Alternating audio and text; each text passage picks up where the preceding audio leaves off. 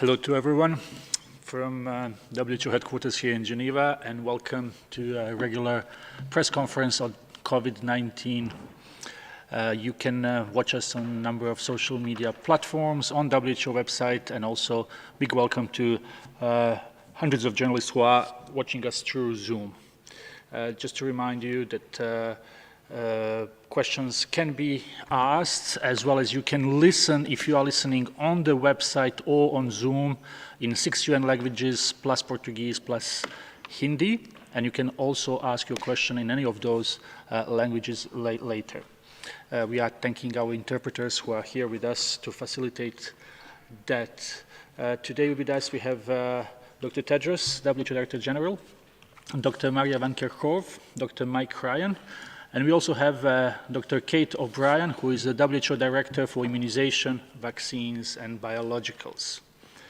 I will give the floor now to Dr. Tedros for his opening remarks. Thank you, Tariq. Good morning, good afternoon, and good evening. This week was a very productive week, with all member states agreeing a landmark resolution on COVID-19, and today we held our executive board. In particular, I want to congratulate Dr. Harsh Vardhan, the India's Minister of Health, for his appointment as chair of the executive board. As the world passes 5 million recorded cases of COVID-19, we recognize the importance of building national unity and global solidarity to learn from each other and suppress the virus everywhere. A key part of this week's landmark resolution was that, as well as fighting COVID-19, governments need to also ensure that essential health services are maintained. When health systems are overwhelmed, deaths from outbreaks and from preventable and treatable conditions increase dramatically. Maintaining people's trust in the ability of health systems to provide essential services safety is crucial to ensure people continue to seek care when needed and follow up public health advice. WHO has previously released guidance for maintaining these services during an outbreak. In this context, I would like to thank Novo Nordisk for its donation of insulin and glucagon, which will help to support treatment for people with diabetes in 50 low and middle-income countries. This is the first donation in WHO's history of a medicine for a non-communicable disease and comes at a critical point. People with diabetes are vulnerable to developing severe disease from COVID-19 and struggle with the day-to-day problems of disrupted access to medication, equipment, and health care. Initiatives to secure the supply of essential diabetes medicines are very welcome and reinforce the multiple ways that the private sector can get involved in fostering global solidarity. One of the most essential services that has been disrupted is routine childhood immunization. Today, WHO is publishing new guidance on implementing mass vaccination campaigns in the context of COVID-19. WHO, UNICEF, and Gavi, the Vaccine Alliance, and other partners are working to ensure that the pandemic does not reverse decades of progress against vaccine-preventable childhood diseases. Today, I'm pleased to be joined by UNICEF Executive Director Henrieta Fore and Seth Berkley, CEO of Gavi. Since the turn of the century, child mortality has been halved, in large part because of the power of safe and effective vaccination. However, we're here today to collectively reinforce the warning that COVID-19 threatens to undermine life-saving immunization services around the world. This risks putting tens of millions of children in rich and poor countries at risk of killer diseases like diphtheria, measles, and pneumonia. As the world comes together to develop a safe and effective vaccine for COVID-19, we must not forget the dozens of life-saving vaccines that already exist and must continue to reach children everywhere. Initial analysis suggests the provision of routine immunization services is substantially hindered in at least 68 countries and is likely to affect approximately 80 million children under the age of 1 living in these countries. Any suspension of childhood vaccination services is a major threat to life. WHO is working with governments around the world to ensure supply chains remain open and life-saving health services are reaching all communities.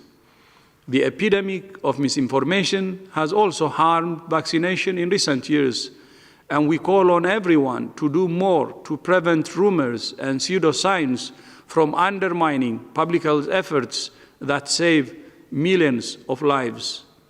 In June, the UK government will host the Global Vaccine Summit, and we ask the world leaders to commit to fully funding Gavi for its life-saving work. WHO and UNICEF have been working closely from the start of this outbreak to ensure essential supplies are reaching health workers, patients, and children across the world. I now would like to turn to my sister, Henrieta Fore, to say a few words. Henrieta, you have the floor. Thank you very much, Tedros. It has been 5 months since COVID started upending the lives of billions of people around the world. And we know for sure that its impact on children will last long and cut deep.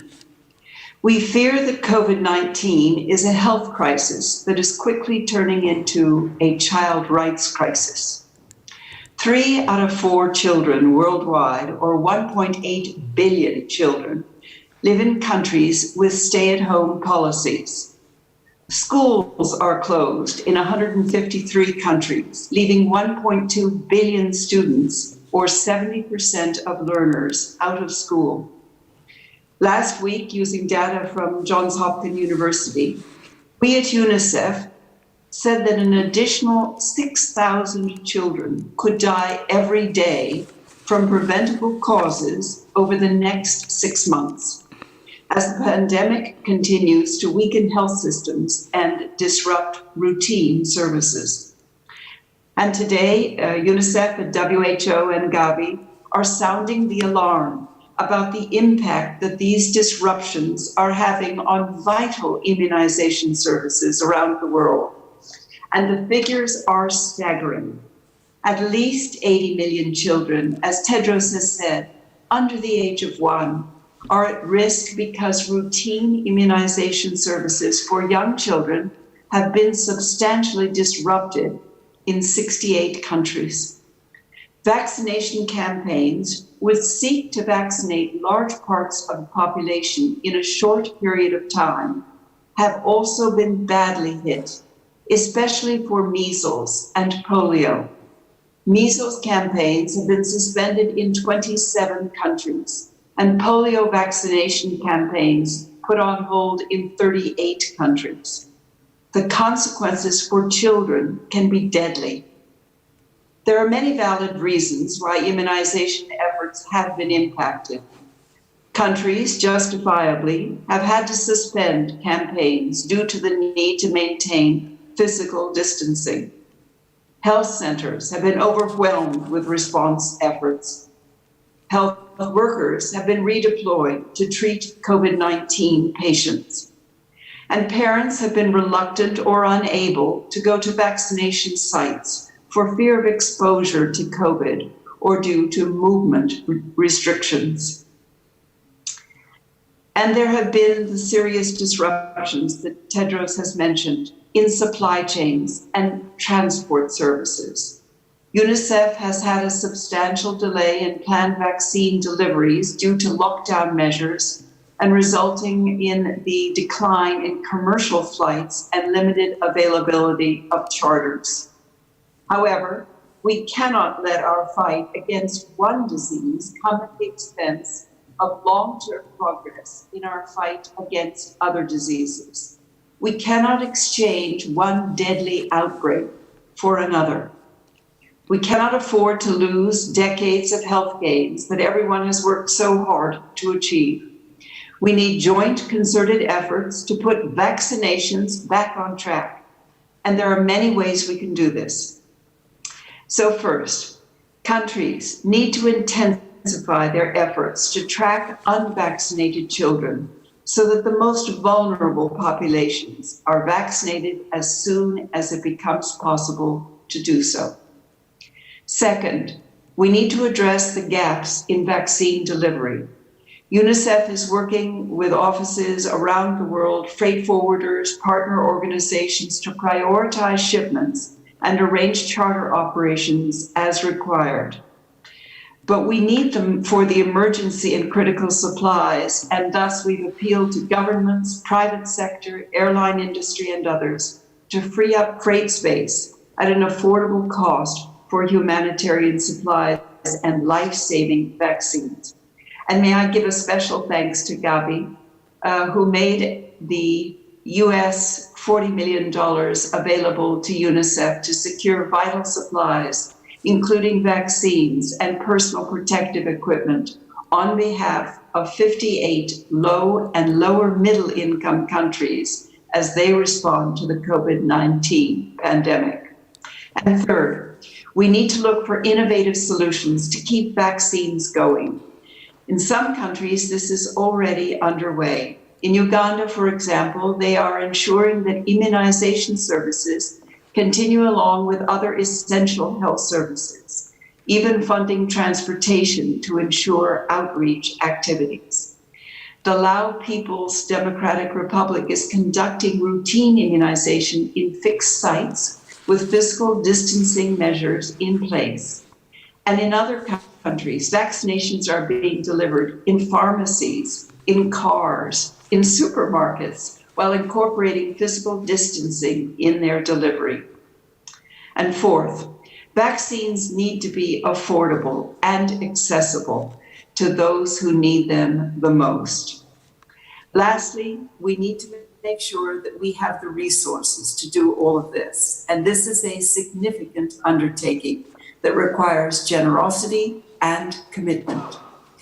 We know only too well that when it comes to these diseases, no child is safe until every child is safe. Ahead of the Gavi Replenishment Conference in June, we also call for the additional funding. It could not be timelier. So with that, shall I hand it over to Seth?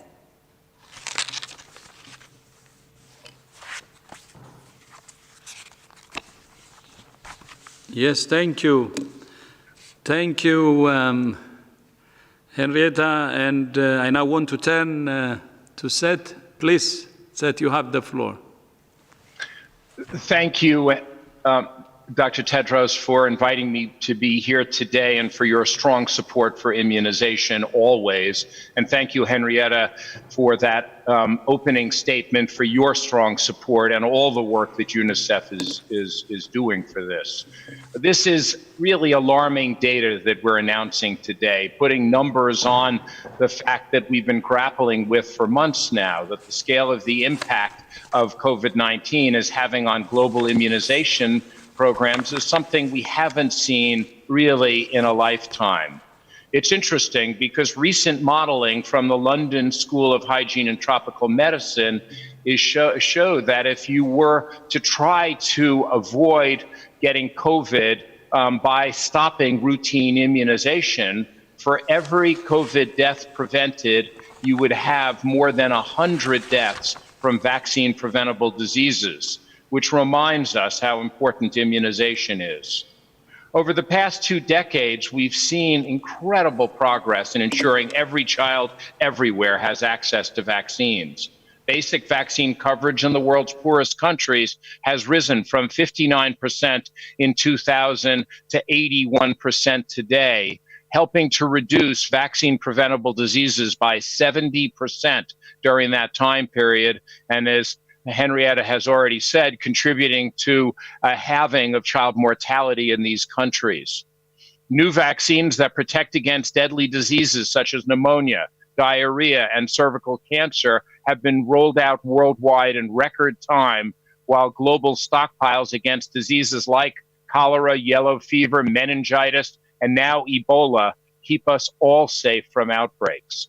More children in more countries are now protected against more vaccine-preventable diseases than at any point in history.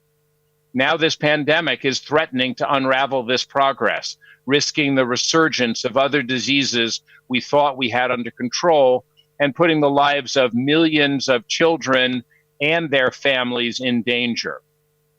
Not only that, if we neglect the supply chains and immunization infrastructure that keep these programs running, we also risk harming our ability to roll out the COVID-19 vaccines that represent our best chance of defeating this pandemic when they are ready. So this is the problem we're facing. The solution, however, is absolutely clear. Countries must take every step necessary to keep this routine system going and continue to vaccinate. And we're seeing incredible examples of ingenuity, persistence, and hard work to ensure that this continues. You've already heard some examples from Henrietta. Let me just add a few more. In not only is Laos continuing their outbreaks, but they had a scheduled rollout for HPV vaccine, which was introduced to the country's vaccine program in March, and that's reached more than 70% of the population despite the national lockdown there. In Cote d'Ivoire, a mobile app that was set up for vaccination is helping to drive that demand and be able to track it. In Afghanistan, we're seeing religious leaders helping to spread the message.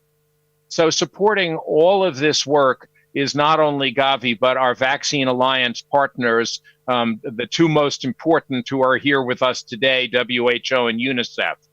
We are continuing to help fund the vaccines, the cold and supply chains, and the wider health systems needed for routine immunization and keeping primary health care going. Gavi has made up to $200 million available to immediately fund PPE, diagnostics, and other measures that countries needed to tackle the COVID pandemic, working alongside with our other partners, such as the Global Fund. And we stand ready to support the mass vaccine catch-up campaigns that are going to be needed to protect the children missing out on vaccines right now. However, for us and our partners to continue to perform this vital work to maintain immunization programs, to prevent the resurgence of deadly diseases, and to ensure health systems are ready to roll out a COVID-19 vaccine, it is vital that the Alliance receives the resources we need to continue our work over the next 5 years. That is why the Global Vaccine Summit hosted by the UK in 2 weeks' time is a pivotal moment.